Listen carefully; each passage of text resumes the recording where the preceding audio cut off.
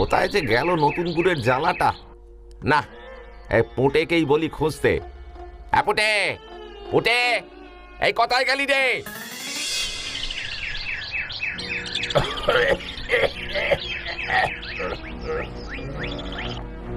ও দাদু, কাশিটা তো আবার বাড়লো দেখছি। কোবরের জেঠুর ওষুধটা তো আনতেই হবে। পুটেদাকে বলি। পুটেদা, ও পুটেদা!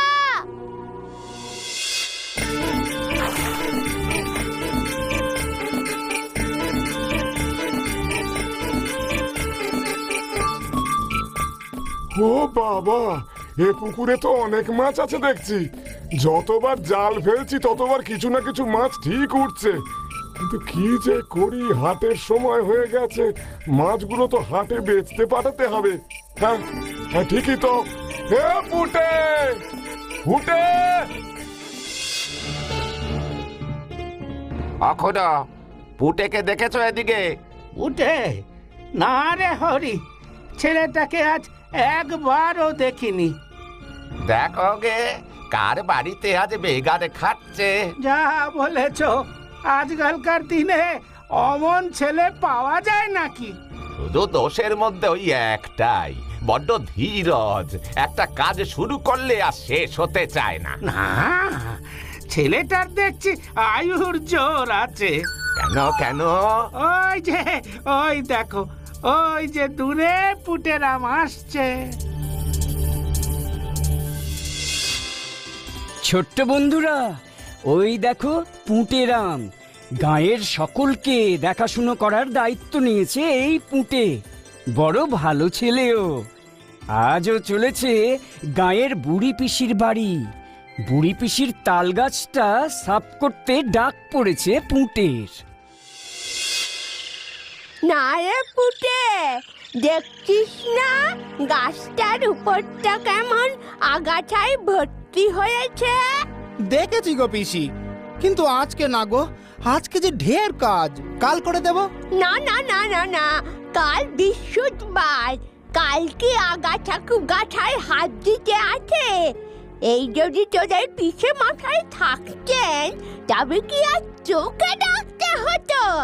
যা, তোকে কিচ্ছু করতে হবে না। ও পিসি, রাগ করো কেন? এই তো আমি যাচ্ছি। এবার একটু হাসো।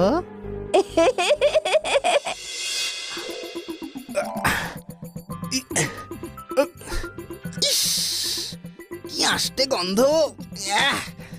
গাছের উপরে কিসের গন্ধ কে জানে?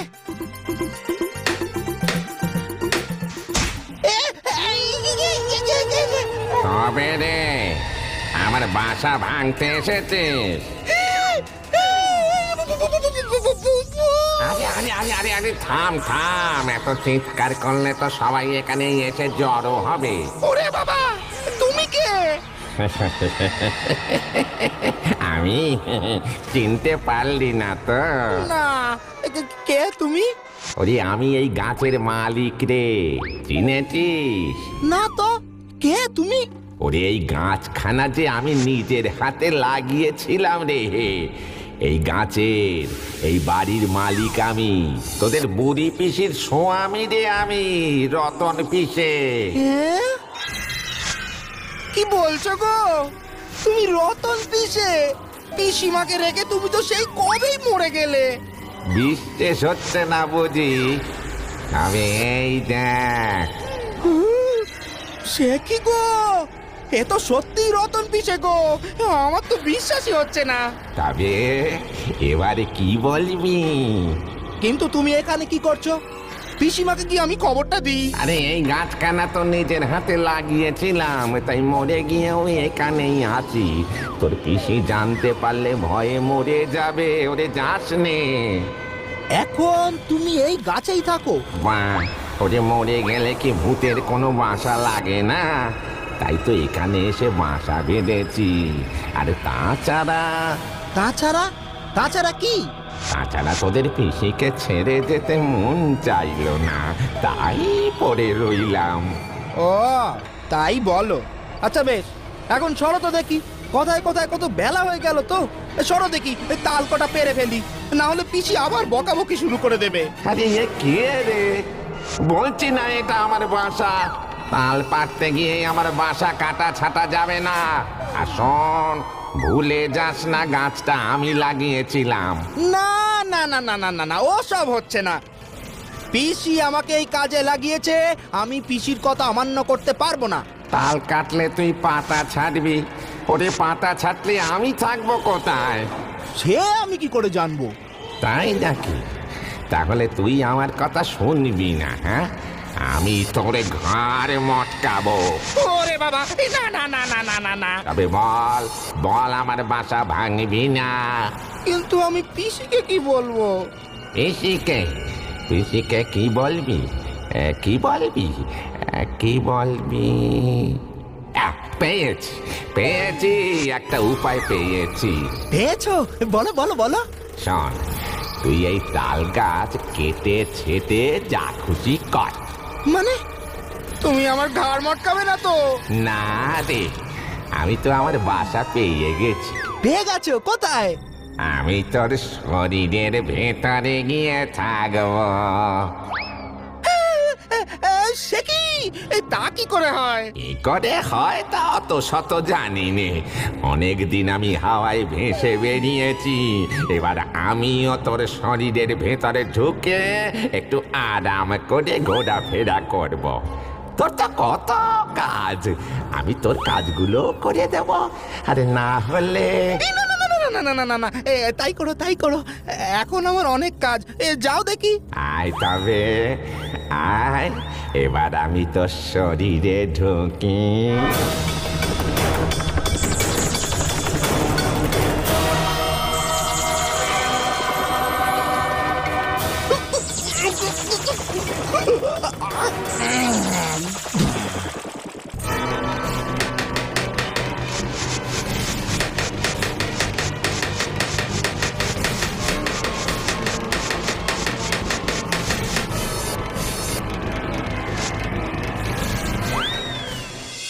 ও পিসি, পিসি, এই দেখো কত তাল পেরেছি।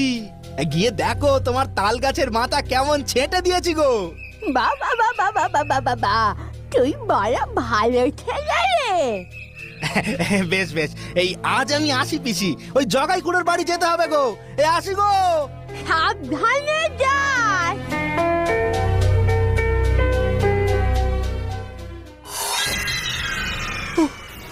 কে রে বাবা, এগোতেই তো পারছি না। ও ভূত, তোমার কি হলো? কতদিনে পরে গিন্নিকে দেখলাম, আর তুই কিনা চলে যাচ্ছিস, তাই তো দুদণ্ড দাঁড়িয়ে দেখছিলাম। উফ, কি যে করো না। চলো চলো।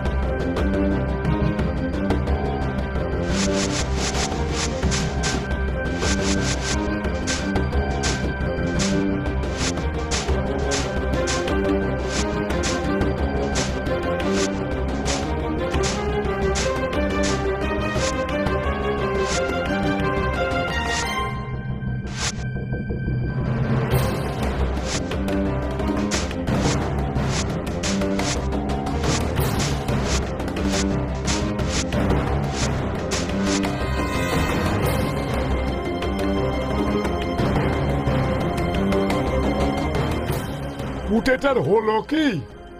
কেমন যেন ম্যাজিকের মতো সব হয়ে যাচ্ছে না? আর শরীর টরীর সব ভালো আছে তো? ও এত তাড়াতাড়ি এত কাজ কি করে করছে বলো তো?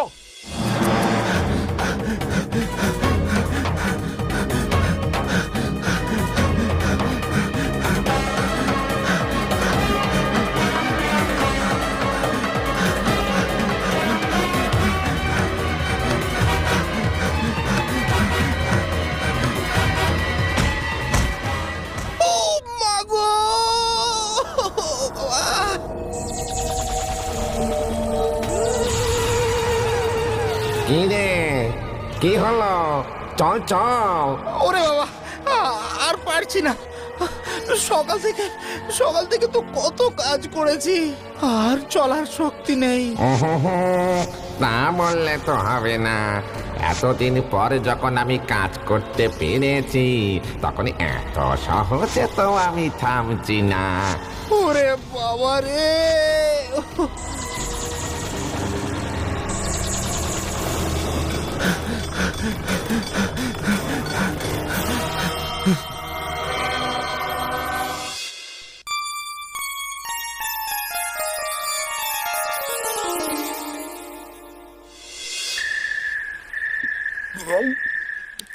আর না, আরে কি কি কি করছো পিসি? আরে আর পারবো না গো। এইটুকু লাউ চিংড়ির মেয়ে, পারবি পারবি, এই বয়সে পারবি না তো কবে গিয়ে পারবি? আর যে পেটে জায়গা নেই গো পিসি, একটু জল দাও। দাঁড়া, আনছি।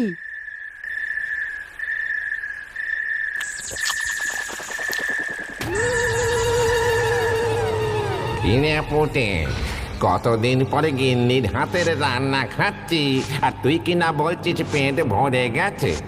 আমি যে বেশি খেতে পারি না। আরে তাতে কি, আমি তো পারি, আমি তো খাবো।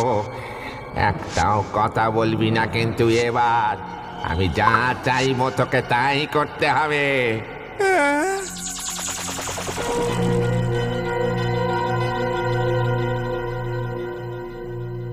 পিসি, আর একটু ভাত দাও তো। কি রে, এই তো বললি পেট ভরে গেছে। লাউ চিংড়িটা যা হয়েছে না, দাও দাও দাও। নে নে, বেঁচে থাকতে তো তুমিও এমন চেয়ে খেতেন। নে খা। আর একটু ডাল। নে রে বাবা, ভাতটা ভাঙ। আজ ফুটে ডাল হলোটা কি? লাউ চিংড়ি পেয়ে গোগ্রাখে গিলছে।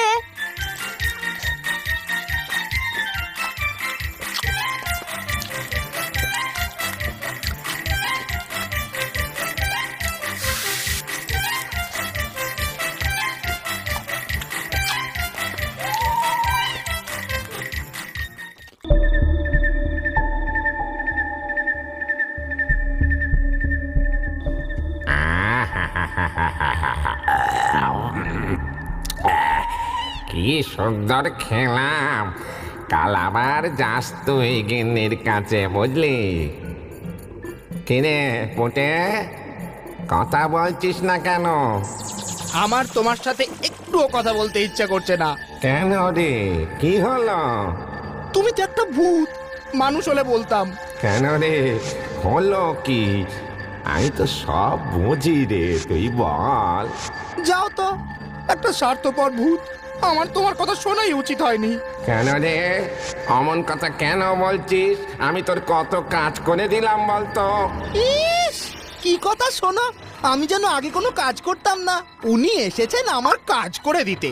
চাই না তোমার সাহায্য। নিজের ইচ্ছা পূরণের জন্য তুমি তো আমাকে কাজে লাগাচ্ছ। আমি কি বুঝতে পারছি না? তুমি খবরদার আমার কাছে আর আসবে না। যাও, চলে যাও। ওঠে রে, অমন বলিস না। আমি যে তোর জন্যই আমার গিন্নিকে দেখতে পেলাম, গ্রামের সবাইকে দেখতে পেলাম। আমি তোর কোনো ক্ষতি করব না রে।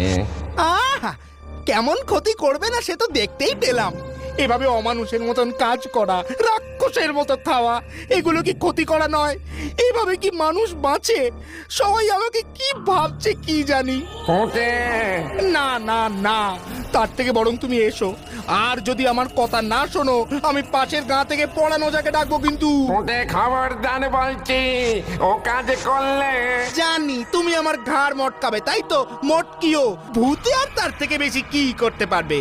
এভাবে থাকার থেকে মরাও ভালো। ওঠে।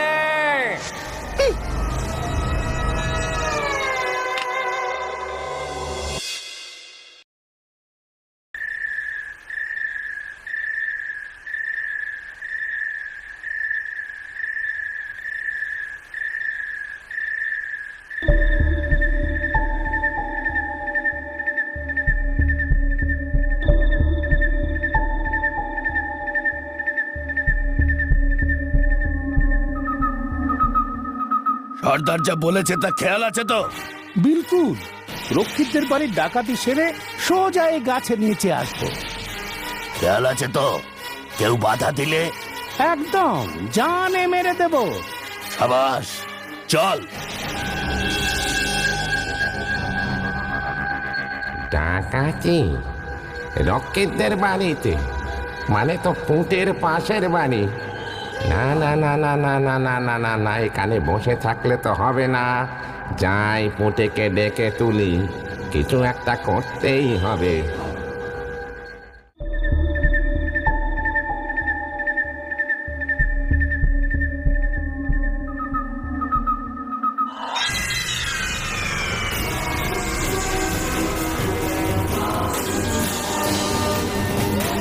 কি করি, পুঁটে যদি সত্যি ওজা ডাকে? ডাকলে ডাকবে, আগে তো ডাকাতিটা আটকায়।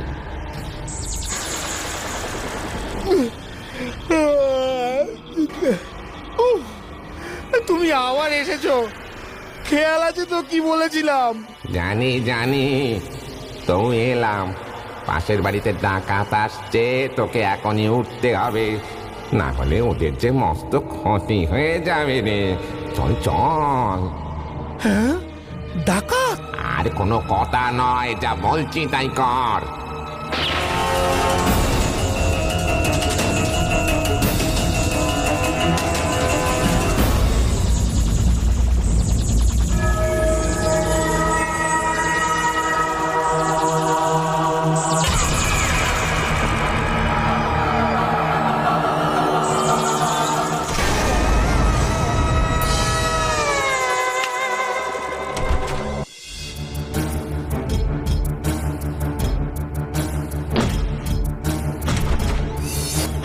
ডাকাত ডাকাত ডাকাত ডাকাত ডাকাত ডাকাত।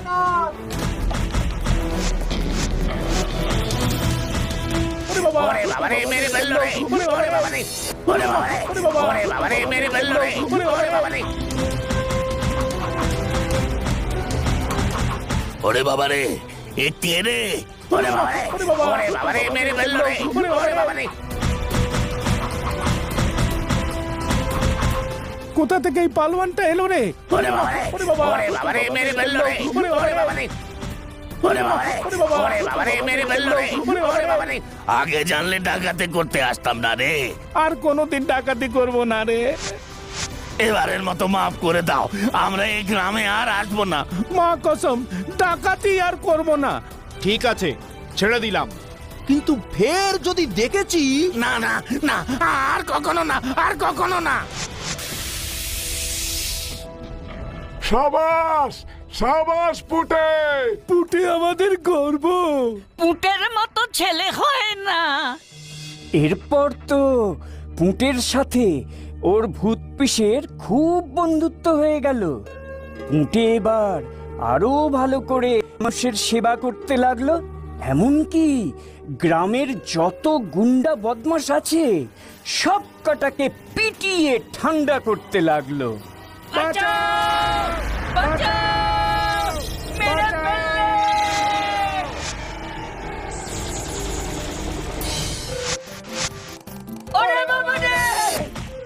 সব হাড় ভেঙে গেল রে। ওরে বাবা রে, ওরে বাবা রে, আমাদের বললো আমাদেরই মারতে আসছে রে। ভাই পালা।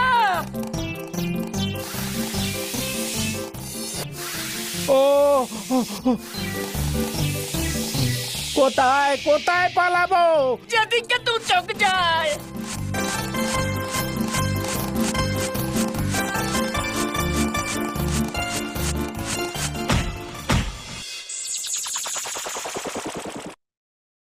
ভূত, তুমি রাগ করো না, আমি তোমাকে বুঝতে পারিনি। কত খারাপ খারাপ কথাই না বলেছি। রাগ করিনি রে পুঁটে, আমি তোদের কারোর খারাপে চাই না রে। আমি বুঝতে পেরেছি গো ভূত পিসে। তবে তুই আর আমাকে তাড়িয়ে দিবি না তো? না না, তাড়াবো কেন? তবে তবে আবার কি? আমি অত তাড়াতাড়ি কাজ করতে পারি না, কষ্ট হয় তো। আরো তো খেতেও পারি না, সত্যি বলছি গো। বুঝেছি রে, আমিও আর অত তাড়াহুড়ো করবো না। তবে তবে আবার কি? তবে গিন্নির হাতের রান্নাটা আসলে কেমন যেন করে দেয়, বুঝিস তো? বুঝেছি বুঝেছি। এরপর পুঁটে আর ভূতের কোনো দিন ঝগড়া হয়নি। ওরা খুব শান্তিতে ঘর করতে লাগলো। ভূতের দৌলতে পুঁটের অবস্থাও ফিরে গেল। চারিদিকে শুধু পুঁটের জয় জয়কার ছড়িয়ে গেল।